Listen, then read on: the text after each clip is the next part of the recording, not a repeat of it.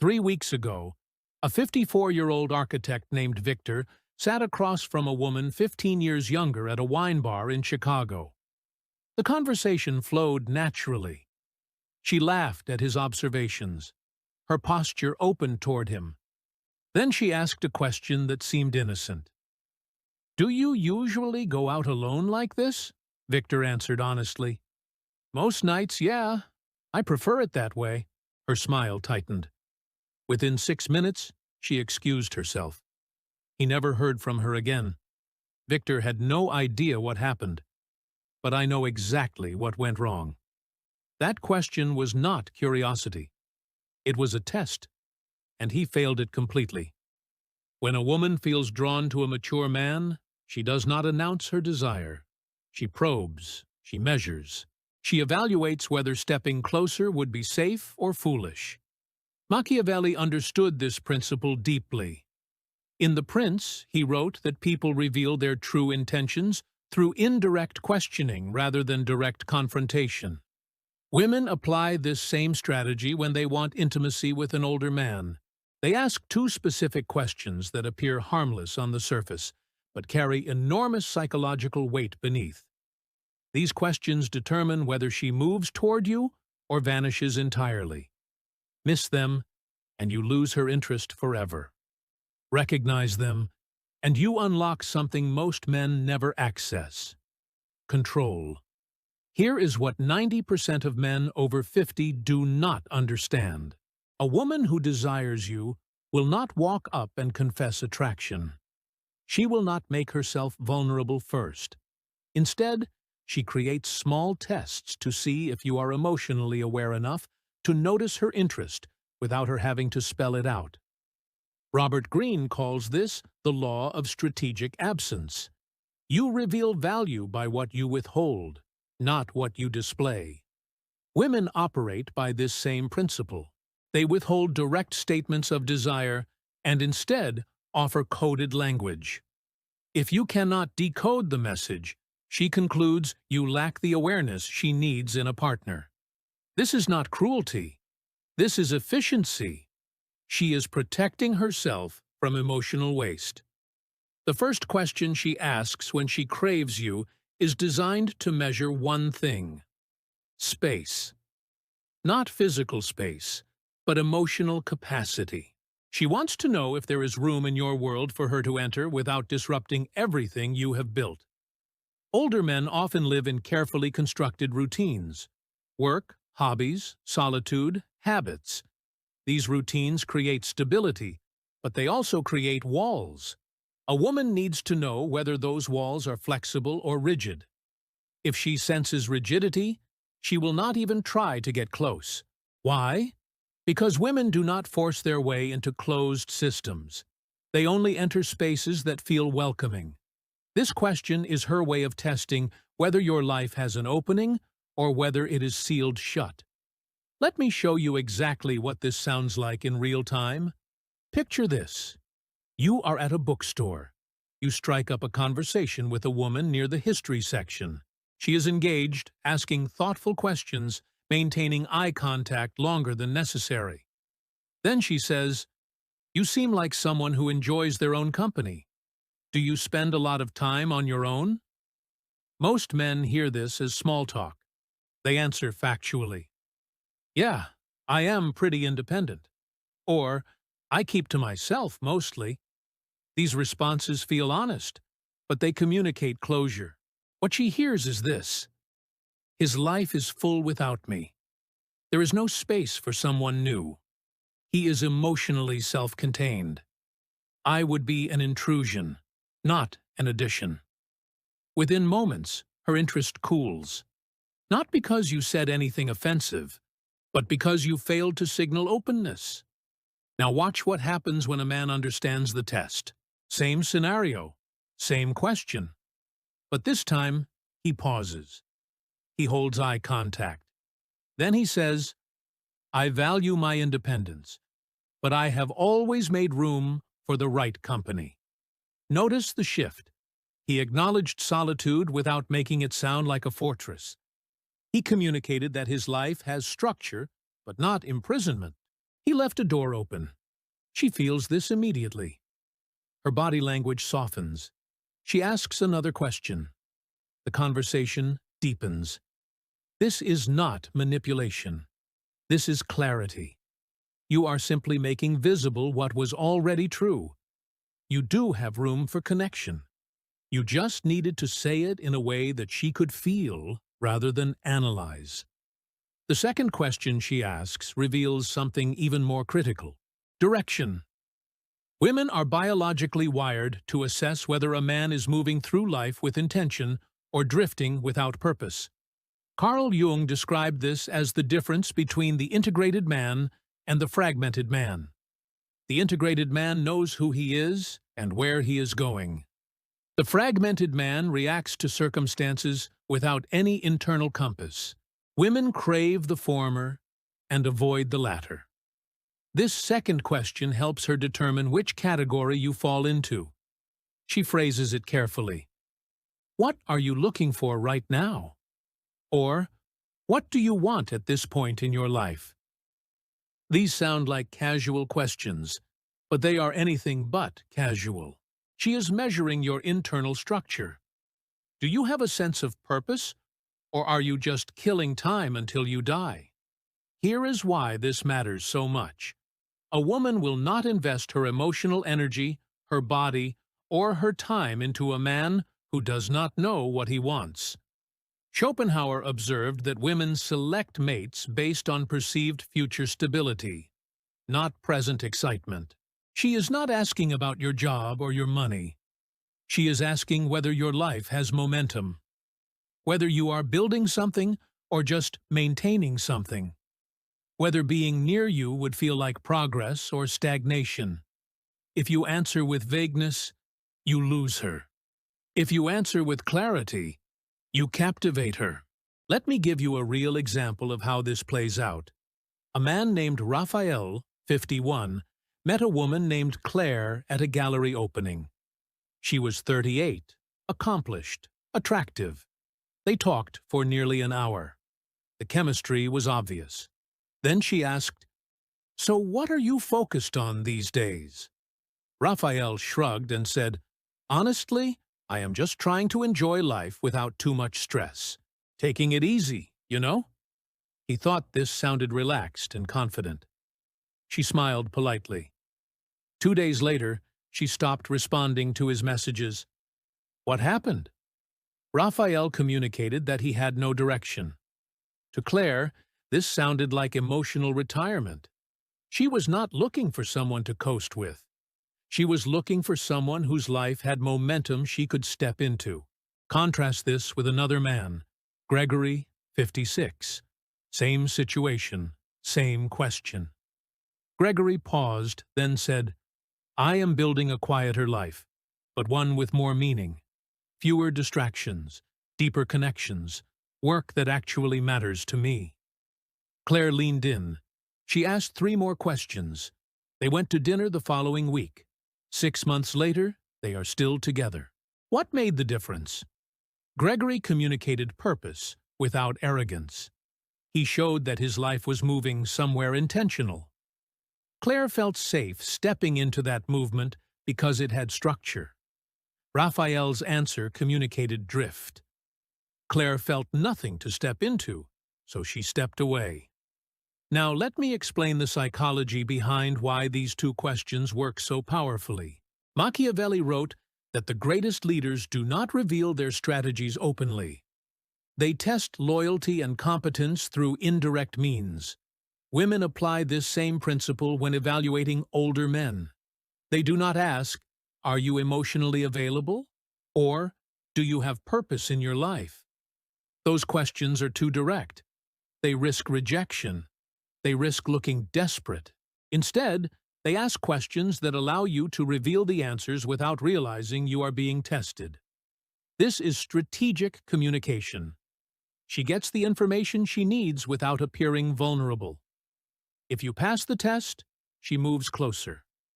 If you fail, she retreats without ever admitting she was interested in the first place.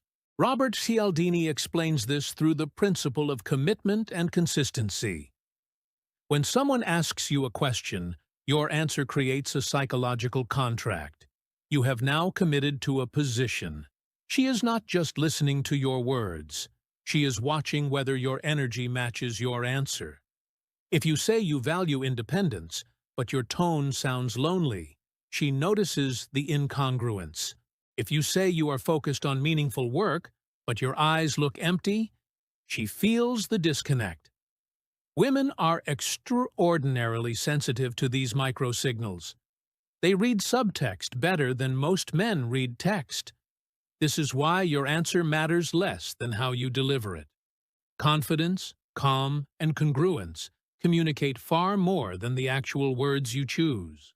Let me break down what happens inside her mind when she asks these questions. When she says, "Do you spend a lot of time alone?" she is running a calculation. She is asking herself, "If I show interest, will he welcome it, or will he see me as a disruption?" Women fear being burdens. They fear being needy. They fear investing energy into someone who does not have space for them. If your answer communicates that your life is full and closed, she will not try to enter it. She will move on to someone whose life feels more accessible.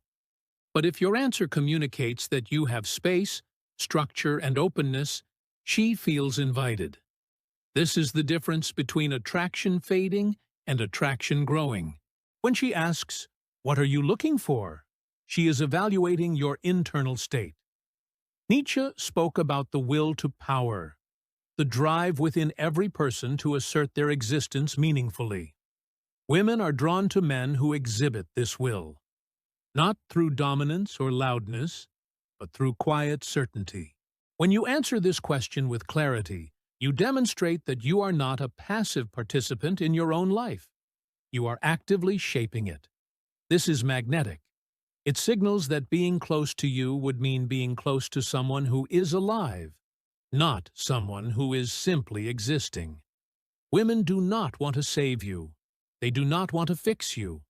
They want to join someone who is already moving forward. Here is the part most men miss entirely. These questions are not about gathering information.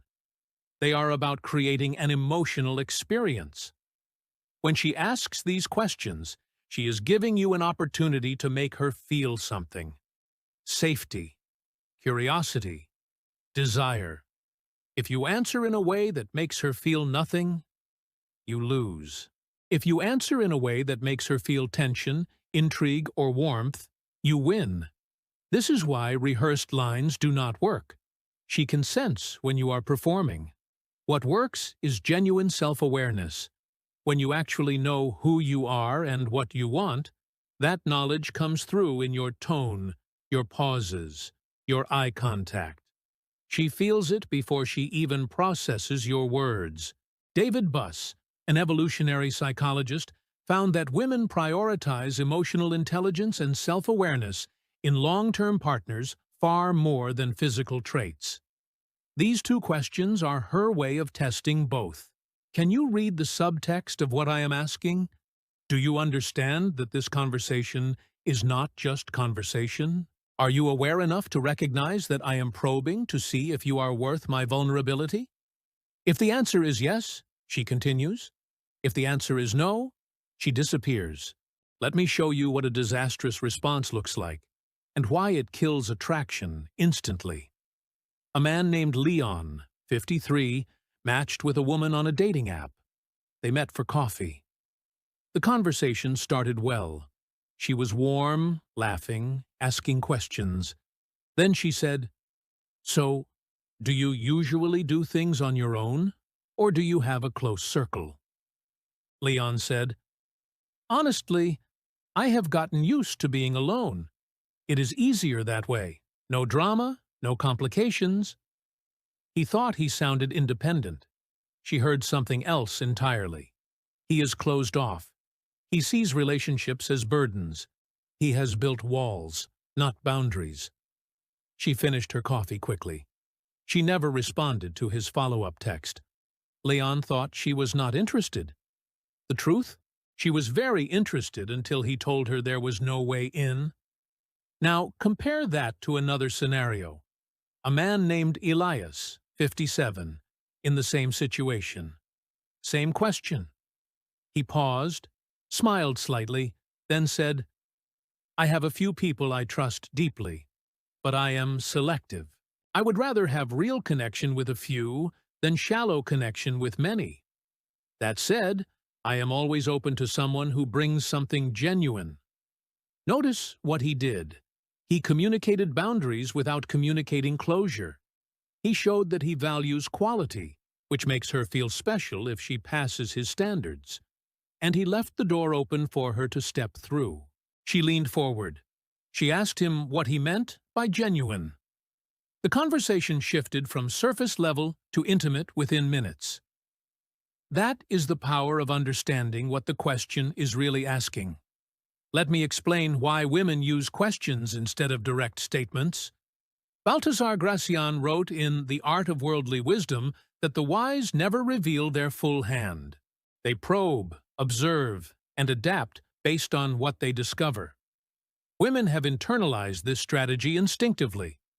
Direct statements create risk.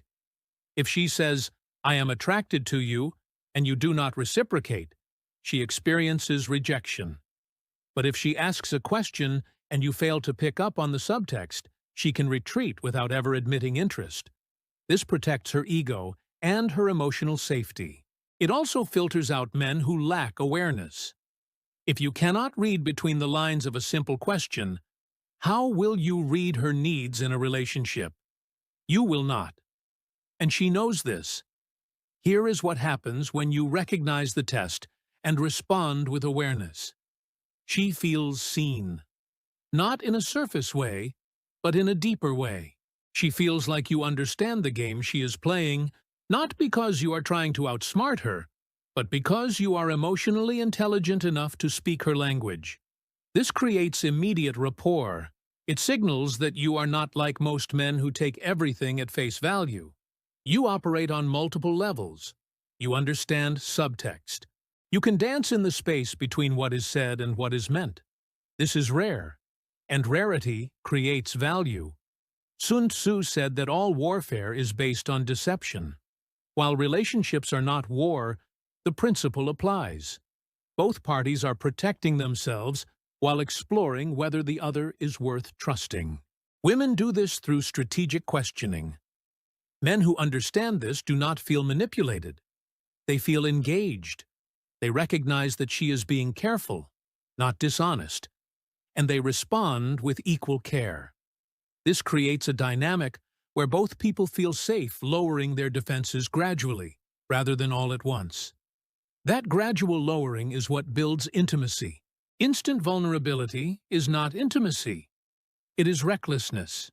Women know this. That is why they test first. Now let me address a common mistake men make. They think being mysterious or withholding will make them more attractive. So when she asks, "What are you looking for?" they say something vague like, "I will know it when I see it," or "I am open to whatever happens." This does not create intrigue. It creates frustration. Why? Because she is not asking for a riddle. She is asking for clarity. Mystery works in the early stages of attraction to spark curiosity. But once she is already curious, mystery without substance feels like avoidance. She needs to know that you have thought about your life, that you have standards, that you are not just drifting and hoping someone rescues you from aimlessness. Here is what a strong answer sounds like. A man named Malcolm, 55, was asked, "What do you want at this stage?" He said, "I want connection that feels effortless. Not easy, but natural. I have done the complicated relationships. I am looking for something that adds to my life without consuming it." She nodded slowly. She asked him to elaborate. They talked for 2 more hours. Why did this work? Because Malcolm communicated 3 things at once. He has experience, so he knows what he does not want. He has clarity, so he knows what he does want. And he has boundaries, so he will not settle for less. All of this makes him feel safe to pursue. Freud theorized that much of human behavior is driven by unconscious desires. When a woman asks these two questions, she is operating from a deep unconscious need to assess safety and potential. Safety meaning, will this man hurt me emotionally? And potential meaning, will this man enhance my life or drain it? Your answers either activate her unconscious attraction or trigger her unconscious defenses. There is no neutral response. You either move her closer or push her away. Most men do not realize they are being evaluated at this level, so they answer carelessly. Then they wonder why she went cold. Let me give you another real situation that shows how quickly these tests happen. A man named Julian, 58, was at a charity event. He started talking with a woman named Isabel, 42. She was smart, confident, successful. After 20 minutes, she said, "You seem comfortable being on your own. Do you prefer it that way?" Julian recognized the question immediately. He smiled and said, "I am comfortable alone, but I have never confused comfort with preference. Some of the best parts of my life have involved the right company." Isabel's entire demeanor changed. She touched his arm lightly. She suggested they get a drink after the event. They have been seeing each other for 8 months now. Julian told me later that he almost answered differently. He almost said, "Yeah, I am pretty self-sufficient." But he caught himself. He understood what she was really asking. This brings me to an important point. You do not need scripted lines. You need awareness. When you understand what she is testing for, your response will naturally communicate the right things. You are not trying to trick her. You are simply making sure your truth is communicated clearly. If you genuinely do not have space for someone new, say that. But say it in a way that is honest, not defensive. If you genuinely do not know what you want, admit that. But frame it as exploration, not confusion. Women respect honesty far more than they respect performance. What they do not respect is obliviousness. If you cannot even recognize that she is testing you, she assumes you will miss every other subtle signal she sends in the future. Marcus Aurelius wrote that the obstacle is the way. Many men see these questions as obstacles, as traps designed to catch them saying the wrong thing. But the wise man sees them as opportunities. Opportunities to demonstrate emotional intelligence. Opportunities to create connection. Opportunities to separate yourself from the 95% of men who will answer on autopilot and lose her interest.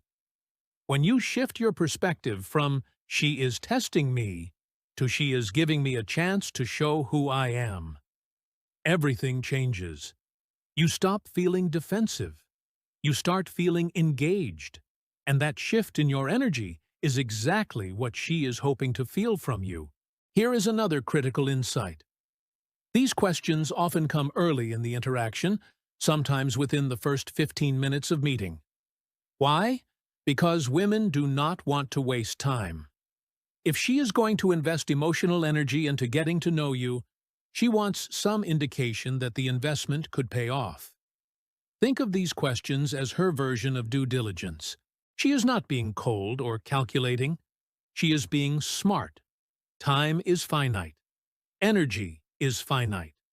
She would rather know early whether you are emotionally available and purposeful than discover 3 months later that you are neither. This is efficiency, not cruelty. Men who take offense at being tested usually do so because they failed the test and do not want to admit it. Let me explain what happens in her brain when you pass these tests. Daniel Kahneman's research on decision-making shows that humans rely heavily on fast, intuitive judgments.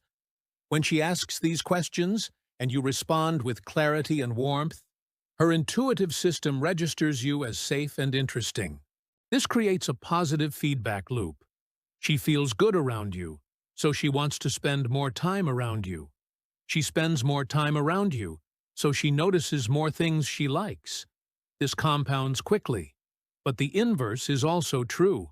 If her intuitive system registers you as closed off or aimless, it triggers a negative feedback loop. She feels uncertain around you, so she pulls back. She pulls back, so she notices more reasons to stay distant. This is why your initial responses to these questions carry so much weight. They set the trajectory. Now let me show you what the second question looks like in practice. A man named Vincent, 52, was on a third date with a woman named Nadia. Things were going well. Then she asked, "What are you really looking for at this point in your life?" Vincent had prepared for this, not with a script, but with genuine self-reflection. He said, "I spent my 30s and 40s building a career. Now I am more interested in building a life I do not need to escape from. That means fewer things, deeper connections, experiences that matter. I am done with surface-level everything." Nadia put down her glass. She said, "That is exactly how I feel." They talked until the restaurant closed. She later told him that his answer was the moment she decided she wanted to see where this could go. Contrast that with another man, Stephen, 59. Same question. Different answer. Stephen said, "I do not really know. I guess I am just seeing what happens." The woman across from him nodded politely. She changed the subject. She did not suggest a fourth date. Stephen thought he sounded easygoing. She heard indecision. She heard a man who had not done the internal work to know himself. And women over 35 do not have patience for men who have not figured out who they are by 50. It is not about having everything together. It is about having self-awareness. Knowing what you want, even if you have not achieved it yet, is infinitely more attractive than not knowing at all. Here is something most men do not realize. Women talk to each other about these interactions. If you pass these tests with one woman, there is a good chance her friends will hear about it. If you fail, they will hear about that too. This is not gossip. This is information sharing. Women protect each other by sharing data on how men respond under evaluation. A woman named Simone told me that she and her friends have a term for men who fail these basic awareness tests. They call them sleepwalkers. Men who move through life on autopilot, never noticing what is actually happening around them. Sleepwalkers do not get second chances. Once you are categorized this way, the door closes permanently. But here is the good news. Most men are so unaware that simply recognizing these questions exist puts you ahead of the majority. You do not need to be perfect. You do not need to have all the answers. You just need to be awake. You need to be present. You need to understand that when a woman asks you something that sounds casual, it might not be casual at all. This level of awareness alone will change how women respond to you. They will feel the difference between a man who is paying attention and a man who is just going through the motions. Let me share a story that illustrates this perfectly. A man named Terence, 60, was introduced to a woman named Lydia through mutual friends. They went for a walk in a park. Lydia asked, "Do you spend most of your time alone these days?" Terence stopped walking. He looked at her directly and said, "That is an interesting question. Are you asking because you are curious about my social life, or because you are wondering if I have space for someone new?" Lydia laughed, genuinely surprised. She said, "You are the first man who has ever caught that." Terence smiled. "I have learned to listen for what is not being said." They have been together for 2 years now. Lydia told me that moment was when she knew Terence was different. He did not just answer her question. He acknowledged the question beneath the question. This is advanced level awareness, but it is not out of reach. It simply requires you to slow down. Most men rush through conversations, eager to fill silence or move to the next topic. But the most important information is often hidden in pauses, in tone shifts, in questions that seem too simple to matter. When you slow down and actually listen, you start noticing patterns. You start recognizing when a question is a test. And once you can recognize it, you can respond in a way that builds attraction instead of killing it. Epictetus taught that we do not control external events, only our responses to them. You do not control whether a woman tests you, but you absolutely control how you respond when she does. This is where your power lies, not in avoiding the test, but in passing it with grace.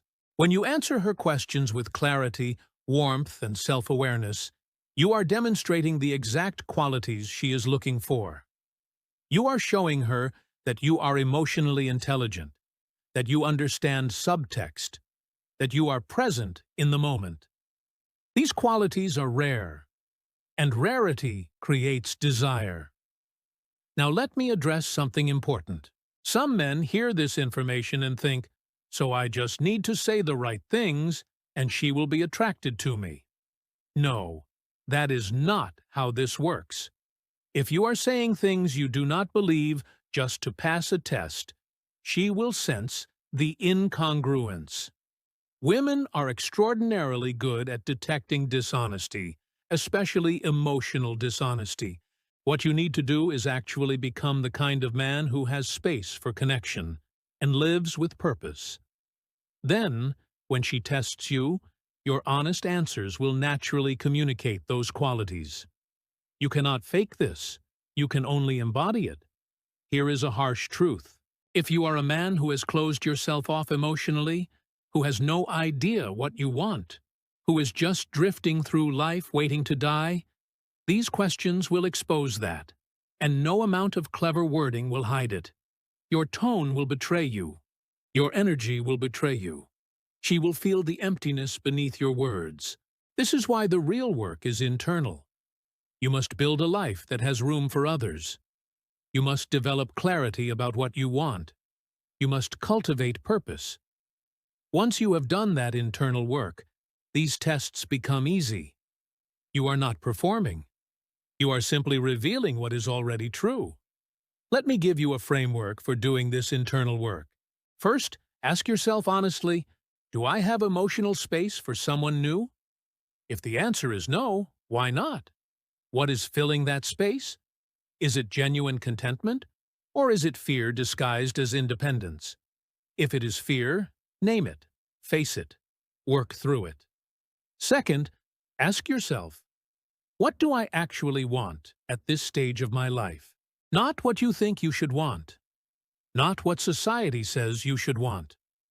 What do you, in your core, genuinely desire? If you do not know, spend time figuring it out. Journal. Reflect. Seek clarity. Because without clarity, you will drift.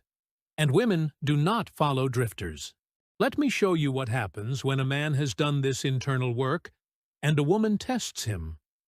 A man named Garrett, 54, met a woman named Fiona at a friend's dinner party.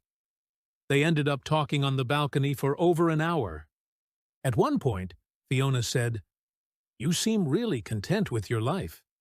Do you even have time for anyone else?" Garrett did not flinch.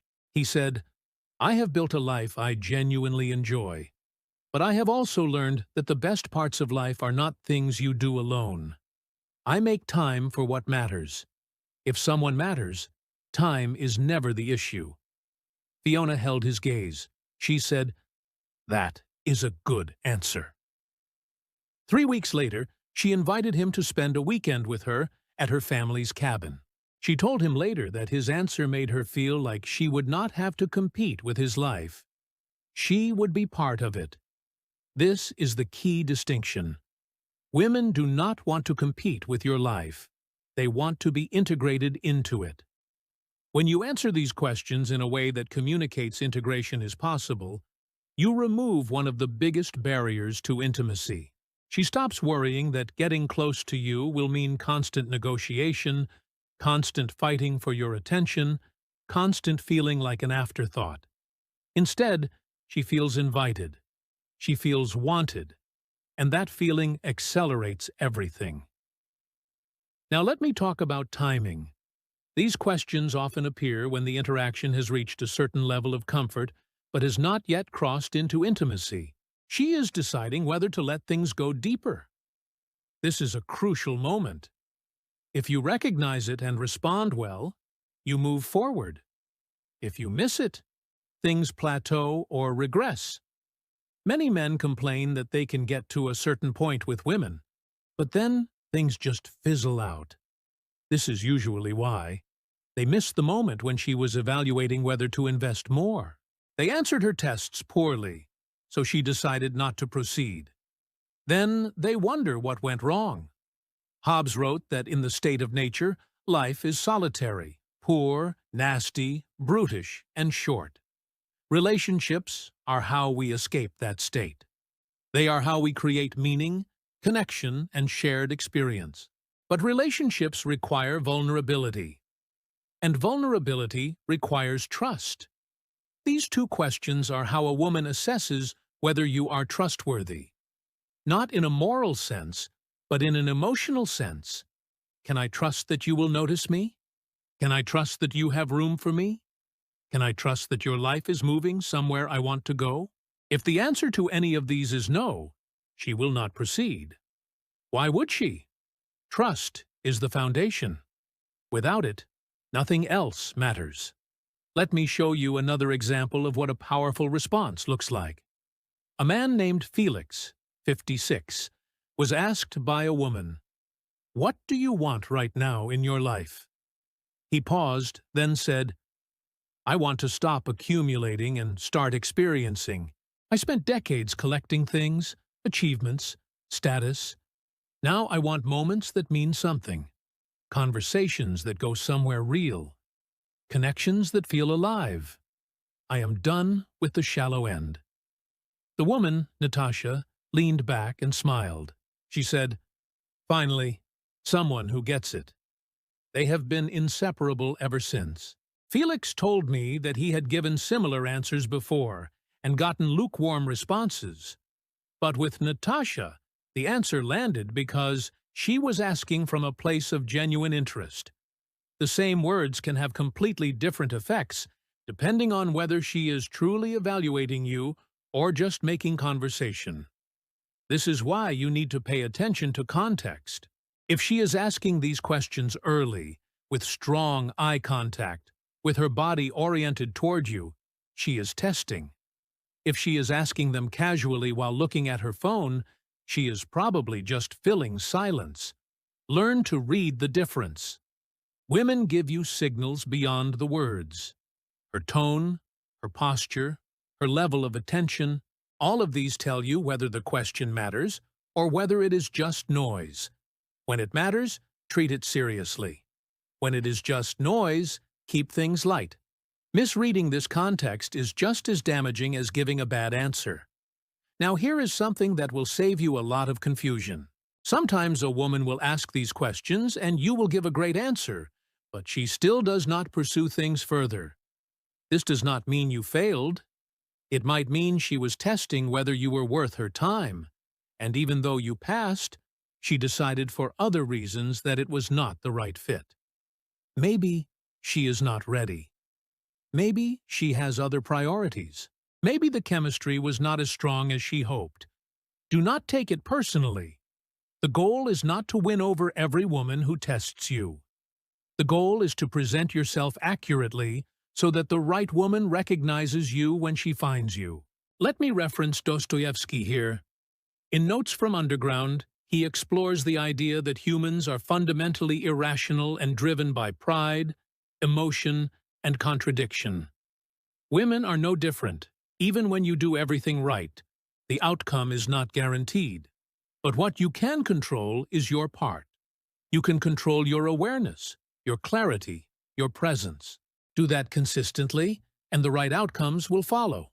Not every time, but often enough. Let me bring all of this together with a final story. A man named Octavio, 61, had been single for 7 years after a difficult divorce. He had given up on dating. Then he met a woman named Margot, 49, at a bookshop. They talked about literature for 30 minutes. As they were leaving, Margot said, "Do you usually come here alone?" Octavio almost said yes and walked away, but something made him pause. He realized she was not asking about his reading habits. She was asking if there was space in his life. He smiled and said, "I do. But I have always believed the best conversations happen when you least expect them. Like this one." Margot smiled back. She suggested they get coffee. That was 2 years ago. They are engaged now. Octavio told me that moment changed everything for him. Not because he said something brilliant, but because he finally understood what was happening beneath the surface. He stopped taking questions at face value. He started listening for meaning. And that shift in awareness transformed his interactions with women. He went from invisible to magnetic simply by waking up to what was already in front of him. This is the power of understanding these two questions. They are not tricks. They are not games. They are a woman's way of exploring whether you are someone she can safely desire. When you recognize them, you stop missing opportunities that were always there. You stop wondering why things never go anywhere. You start seeing the invitations that women have been offering all along. And once you see them, you can respond in ways that create real connection. Let me leave you with this. Machiavelli said that fortune favors the bold, but only when boldness is paired with awareness. Boldness without awareness is recklessness. Awareness without boldness is paralysis. You need both. You need to be aware enough to recognize when a woman is testing you, and you need to be bold enough to respond with honesty and presence. That combination is rare. That combination is powerful. That combination will make you unforgettable. These two questions appear again and again because they work. They filter out the men who are not paying attention. They reveal the men who are awake, present, and purposeful. If you are over 50 and a woman asks, "Do you spend a lot of time alone?" she is asking if there is room for her. Answer with openness, not defensiveness. If she asks, "What are you looking for?" she is asking if your life has direction she wants to join. Answer with clarity, not vagueness. Do this, and you will never again wonder whether she was interested. You will know. And more importantly, she will know that you know. Now here is what I want you to do. Think back to the last time a woman asked you a question that seemed simple but felt slightly loaded. What did she ask? How did you answer? Did you recognize it as a test, or did you answer on autopilot? If you answered on autopilot, that is fine. You did not have this information then, but you have it now. The next time it happens, and it will happen, you will recognize it. You will slow down. You will answer with awareness, and you will see her response change in real time. This is not about manipulating women. This is about understanding them, understanding how they communicate, understanding what they need to feel safe enough to move closer, understanding that their questions are not obstacles, but opportunities. When you shift your mindset this way, everything changes. You stop seeing interactions as pass or fail. You start seeing them as conversations where two people are trying to figure out if they fit. And when you approach it from that place, the pressure dissolves. You stop performing. You start connecting. One last thing, if you found value in this, share it with someone who needs to hear it. Not because I want views, but because most men are walking through life completely blind to these dynamics. They are missing signals. They are failing tests they do not even know exist. And then they conclude that women are not interested in them anymore. That is not true. Women are interested. They are just testing to see if you are worth the risk. Help another man see what you now see. Because awareness once gained cannot be unlearned. And once you understand how women communicate desire, you will never look at a simple question the same way again. The two questions are always the same. Do you have space for me? Do you have direction I want to join? Answer both with clarity, warmth, and presence, and you will unlock something most men never experience: control. Not over her, but over how you show up. And that is the only control you ever needed.